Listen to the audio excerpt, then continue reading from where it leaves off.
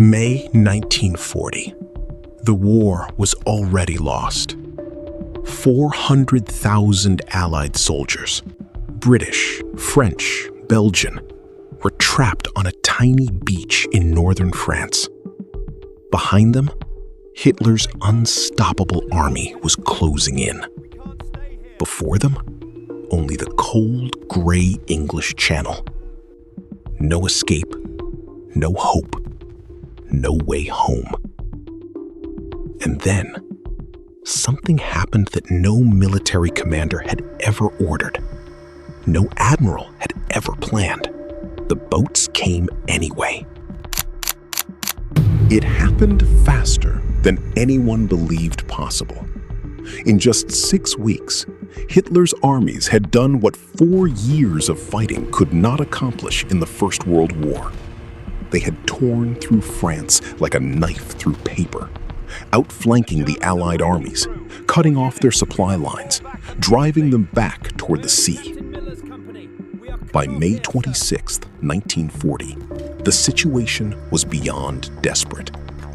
400,000 soldiers were packed onto the beaches of Dunkirk, a small French port town on the English Channel.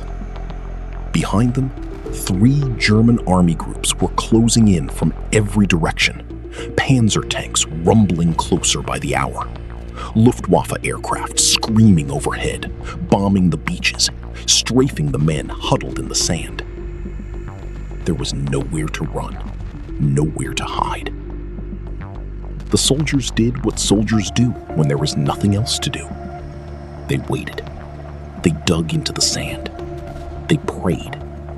Some wrote letters home they were not sure would ever arrive. British General Lord Gort looked at his maps and saw the truth that no one wanted to say out loud. His army was finished. He had perhaps 3 days before the Germans reached the beach. 3 days to save what could be saved. He sent one message to London: I am going to have to fight my way to the coast. In London, Winston Churchill, just 16 days into his role as Prime Minister, read the message and went pale. He called his generals together.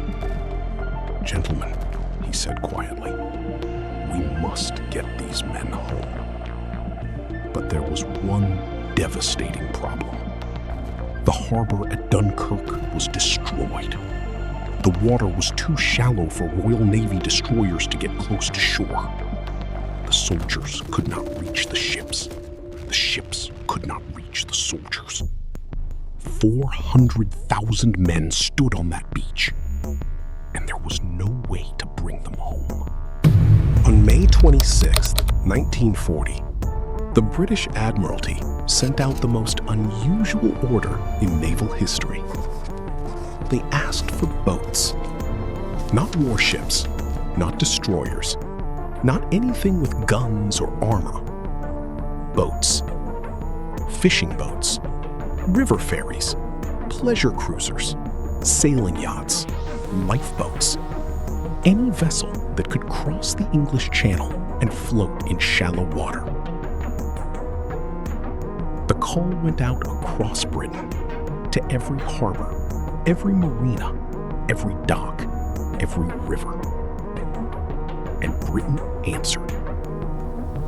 They came from everywhere. Fishermen who had never left their home harbors, retired men who spent their Sundays sailing quiet rivers, shopkeepers, teachers, dock workers, fathers and grandfathers. They came with their small boats, their beloved boats, their family boats, and they pointed them toward France. One of them was a man named Charles Lightoller. He was 66 years old. He had survived the sinking of the Titanic as its second officer. He had fought in the First World War. And now, on May 31st, 1940, he pointed his private yacht Sundowner toward the beaches of Dunkirk and crossed the channel alone with his son. He brought home 130 soldiers on a boat meant for 21. He was one of hundreds. Little boats crossing the Gray Channel under Luftwaffe bombs, under artillery fire, going back and forth, loading soldiers from the shallow water, ferrying them to the larger ships waiting further out. It should not have worked. It worked. On the beach, the soldiers waited. For some, the wait lasted hours. For others, days. They stood in long, silent queues stretching into the sea itself. Water up to their chests, their rifles held above their heads, waiting for the small boats to reach them. German aircraft screamed overhead. Bombs fell on the beach. Men died in the queues, and the queues closed up again, and the waiting continued. A young British corporal named Harry Garrett stood in the water for 11 hours. He could not swim. The water was chest deep. He did not move from the queue. The soldiers helped each other. Officers and enlisted men standing side by side, rank forgotten, simply surviving together. On the last day, May 31st, German Panzer Commander Heinz Guderian received permission to advance on the beach. His tanks began to move. The soldiers could hear them coming. The little boats kept coming too. In 9 days, from May 26th to June 4th, 1940, something impossible happened. 338,226 soldiers came home. Not 40,000, which is what Churchill's generals had hoped for in their most optimistic moments. Not 100,000, not 200,000. 338,226 men, brought home by 861 vessels, warships and fishing boats and river ferries and private yachts, crossing back and forth across the gray English Channel under bombs and bullets and the constant scream of German aircraft. 693 of those vessels never came home themselves. They were sunk in the Channel.